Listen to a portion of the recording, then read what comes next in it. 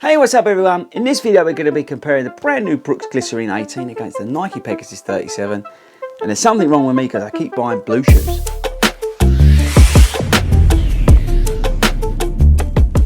Hey, what's up everyone, and welcome back to Fordy Runs. Now if this is your first time at Fordy Runs, I want you to smash that pink button down there that says subscribe on it. Go to our Facebook page and join the Fordy Runs running community and check out the description. There's loads of cool things, including a link to where you can get both of these shoes. So we've got the very blue Brooks Glycerin 18 against the Nike Pegasus 37. So let's get stuck in. Right guys, so here we go. We've got the Glycerin 18 and the Peg 37. Now I've got this weird obsession at the moment with blue shoes. I don't know why that is. I keep buying blue shoes. There must be. I went for a phase of buying orange shoes and red shoes, and now I'm buying blue shoes. I don't know what it is. Maybe because I've had white shoes. See, there's a pattern developing there. Anyway, let me know in the comments. Do you find yourself buying more of the same colour than anything else? And do you go in patterns like I am? I need help. Anyway, so the Brooks Glycerin 18 and the Pegasus 37. Now the Pegasus 37 is probably more of a daily trainer, but you can use it on your long runs, obviously. And the Glycerin 18 is more suited towards those higher miles, but you can use it as a everyday daily trainer as well. So I thought it'd be cool to do a comparison between the two. They're similarly matched, although the Brooks is a lot more money. This shoe is £140 at the moment.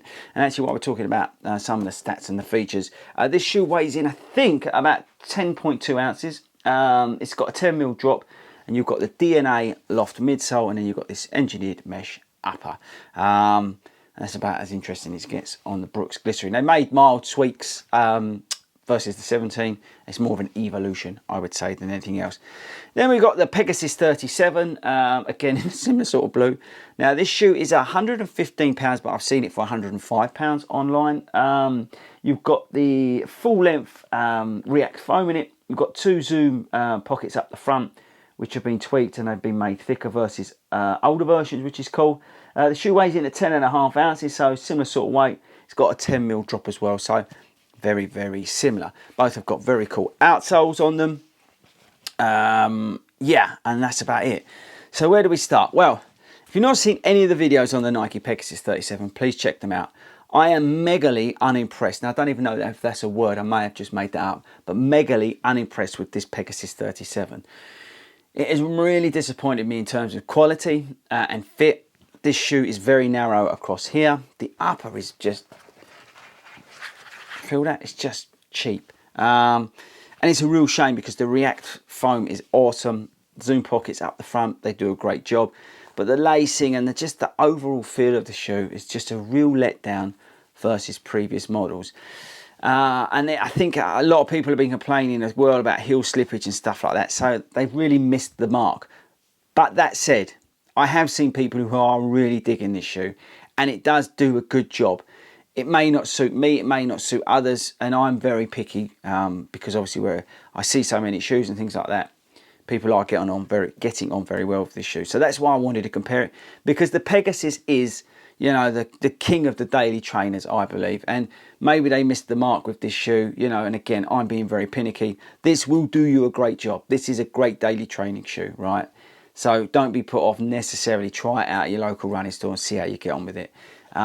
But I thought it would be cool to compare it to the Glycerin because, you know, the Glycerin comes in, I feel, more in the higher miles. So if you're in a marathon training block or a half marathon training block and you are going to be adding, you know, a big long run at the weekend, then you're going to need a shoe that's going to give you some cushioning and it's going to give you some love while you're out there. So the Glycerin comes with, you know, plenty of padding around the heel and the tongue.